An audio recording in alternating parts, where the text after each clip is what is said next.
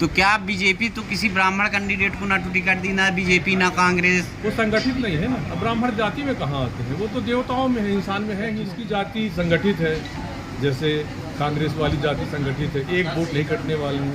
वैसे सांसद जी की जाति संगठित है, वो अपने नेता बनाए हैं, वही जीतेंगे।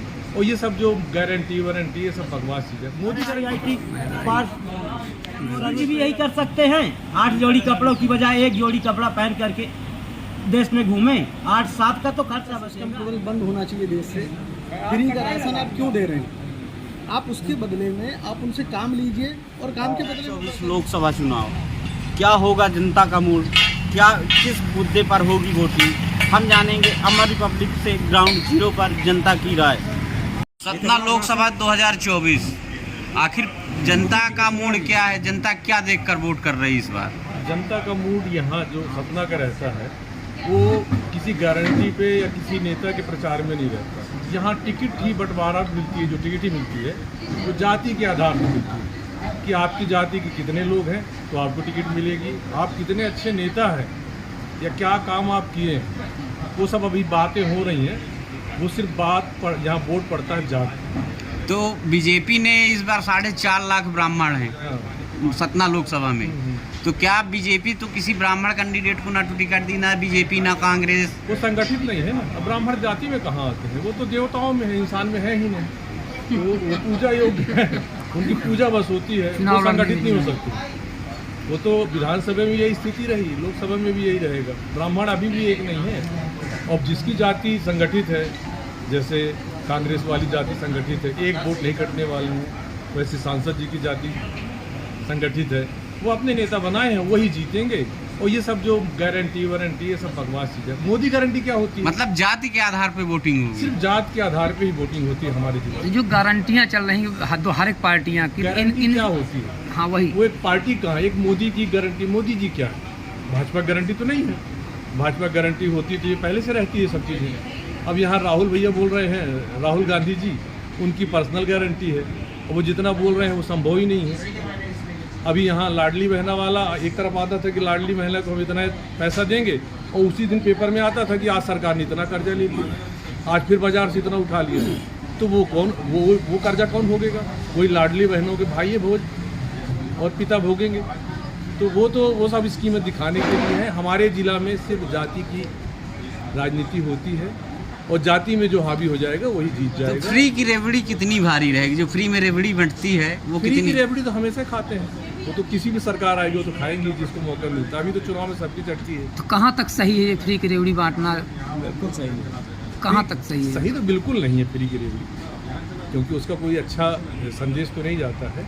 मगर है प्रचलन में, कोर्ट भी कुछ नहीं बोलती, हमारी जुडिशरी भी शांत रहती है। उनका जो मन आता है सो घोषणा कर देते हैं। देश कहीं ना कहीं कर्जे की वजह से बहुत पीछे जा रहा है। जाहिर है आज तक अभी जो कर्जा इस समय स्टेट में और देश में है इतना पहले कभी नहीं था, ऐसा पेपर के आंकड़े बताते हैं। और वही प्रचार में, और सबसे बड़ी बात है कि पैसा 1200 मिलता है और उसका प्रचार 12,000 करोड़ का होता है। कोई टीवी हो, कोई पेपर हो, उसमें पहला फ्रंट पेपर आ जाता है। इतना जितना मिलना नहीं है उतना ज़्यादा उसका प्रचार होता है। तो ये तो सब प्रलोभन देना एक तरह से। इसको निर्वाचन आयोग को, न्यायालय को संज्ञान में लाना चाहिए कि ये सब चीज़ नहीं होना चाहिए। मतलब वर्तमान प्रधानमंत्री के कार्य से और अभी जो चुनाव 2024 होना है तो कैसे, मतलब कैसा प्रधानमंत्री होना चाहिए, कैसा जनप्रतिनिधि होना चाहिए? एक तरफ तो चेहरा है, वो तो कर ही रहा है, नाराज हो, खुश हो, कुछ भी हो जी। दूसरे तरफ तो कोई है ही नहीं, किसको बनाओगे आप? सच्चाई भी तो ये है। मतलब कांग्रेस के पास कोई चेहरा नहीं, कोई ऐसा योग्य व्यक्ति नहीं है जो नहीं है ना उस रेस में भाई। हो। आप योग्यता कैसे आप? तो फिर कहीं ना कहीं ये वाक ओवर दे रहे हैं। आप अभी कहेंगे तो कह देंगे परिवारवाद का लगा दिया। जब उनकी मनमोहन सरकार थी 10 साल तक, कोई कैबिनेट ले सकते थे, उनकी दादी ने भी लिया था और काम करके दिखाते तो लोगों में एक संदेश जाता कि ये भी ऐसा काम कर सकते हैं। तब तो आप कुछ नहीं किए, फाड़ते रह गए। तो फिर ये कहीं ना कहीं वाक ओवर हो जाएगा। वॉक ओवर तो है ही, और जो वॉक ओवर नहीं मान रहा उनके लिए DCBI सब है। तो मतलब 400 पार। 100% हो। आपका नाम? धर्मजीत सिंह परिहार। कर बहुत सारी गारंटियां दी हैं। 5 गारंटियाँ मेन हैं, जैसे इलाज के लिए 25 लाख, महिलाओं को 8500, शिक्षा फ्री। अभी जो नई 2024 लोकसभा चुनाव को लेकर जो गारंटियाँ हैं इसके संदर्भ में। इस पर जो मेरी राय तो ये है कि फ्री का सिस्टम टोटल बंद होना चाहिए देश से। फ्री का राशन आप क्यों दे रहे हैं? आप उसके बदले में आप उनसे काम लीजिए और काम के बदले में पैसा दीजिए। फ्री का राशन तो मोदी जी ही दे रहे हैं, उनका ही कोई भी दे रहा है। मैं किसी सत्ता पक्ष या विपक्ष जो भी है किसी के ऊपर मैं नहीं कह रहा हूँ, मतलब मैं अपनी व्यक्तिगत राय इस बारे में दे रहा हूँ कि फ्री का देना टोटल बंद कर देना चाहिए। इससे आप सिर्फ लोगों को नकारा बना रहे हैं और बेरोजगारी बढ़ रही है। आप काम के बदले में पैसा दीजिए, उनसे काम लीजिए। तो आप फ्री में जो योजनाओं का लाभ लोगों को मिल रहा है, आपका कहना ये है कि फ्री में योजनाओं का लाभ नहीं देना चाहिए? बिल्कुल नहीं देना चाहिए मेरी बात। तो जनता तो खुश है, करीबन 25 सालों से हर बार मोदी जी को ही वोट कर रही है, तो अगर बेरोजगार भी खुश है इसी में। अब फ्री में आप ले रहे हैं, अच्छी बात है, खुश है, लेकिन उससे वही तो मैं कह रहा हूँ कि इससे कल के दिन आपको ना तो अच्छे काम करने वाले लोग मिलेंगे और ना ही ये जो बेरोजगारी है ये भी खत्म होने वाली है। आप फ्री में सुविधा देकर के आप उनको अकर्मण्य बना रहे हैं। तो क्या ऐसा नहीं लगता कि जो महिलाओं को दिया जा रहा है लाडली बहना योजना के तहत जो 1200 रुपए दिए जा रहे हैं, 1200 बेरोजगार नहीं है, अब लोगों के पास रोजगार है। बेरोजगारी कम हुई है तो मोदी जी को वोट मिलेंगे, बेरोजगारी बढ़ी होगी तो राहुल को। आपका क्या मानना है कि बढ़ी है कि घटी है कि वहीं की वहीं जस की तस है?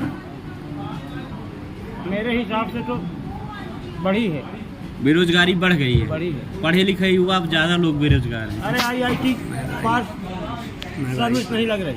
महंगाई के लिए कुछ महंगाई तो मान लीजिए कोई भी सरकार आएगी बढ़ेगी, अभी जो नई सरकार आएगी और बढ़ेगी। तो जो डीजल पेट्रोल 8 रुपए बढ़ते हैं, फिर 2 रुपए घटा दिए जाते हैं, इन पर क्या कहेंगे आप? ये राज्य करने का एक अच्छा तरीका है। आपका नाम? मेरा नाम ओम प्रकाश त्रिपाठी है। ये बताइए, मोदी जी और राहुल जी की गारंटी में क्या फर्क है?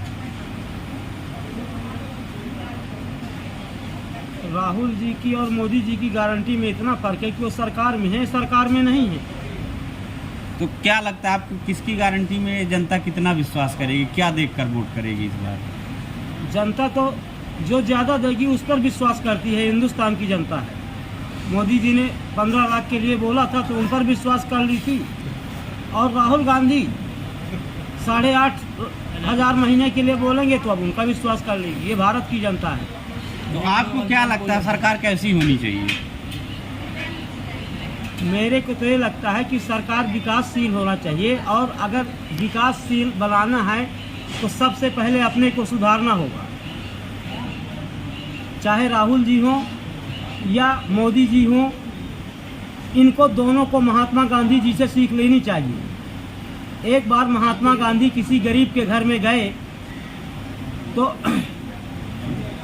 ज़बरदस्ती उनको अंदर ले गए और चाय पीने के लिए बोले, तो पहले तो सास निकली वही साड़ी पहन करके, और सास वहाँ पर नहीं बैठी गांधी जी के पास, क्योंकि उसको अपने अंदर की कहानी मालूम थी, और वो अंदर गई और वही साड़ी उतार करके उसकी जब बहू पहन करके आई और महात्मा गांधी जी ने देखा, तो उसी दिन से महात्मा गांधी अपनी एक परदनी, एक धोती पर आधी फाड़ करके पहनने लगे थे, त्याग दिए थे कपड़े। क्या मोदी जी भी यही कर सकते हैं? 8 जोड़ी कपड़ों की बजाय 1 जोड़ी कपड़ा पहन करके देश में घूमे, 8-7 का तो खर्चा बचेगा। और यही शायद राहुल जी सीख लें। आपका मानना ये है कि सरकार हमेशा जनता के प्रति समर्पण होना चाहिए? मेरा तो यही मानना है, और यही लोगों से सरकार से अपील भी है कि वो जनता के प्रति समर्पित हो, अपने ऐश और आराम पर नहीं। तो इस बार किसका कौन है बाजी, कौन मारेगा, राहुल या मोदी?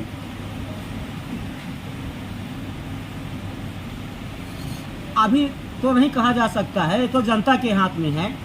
और गारंटी, जिसकी गारंटी पे ये लोग सरकार बनाते हैं तो उनकी तो गारंटी देखते नहीं। अपनी गारंटी, राहुल की गारंटी, मोदी की, पर सरकार बनाना जनता की गारंटी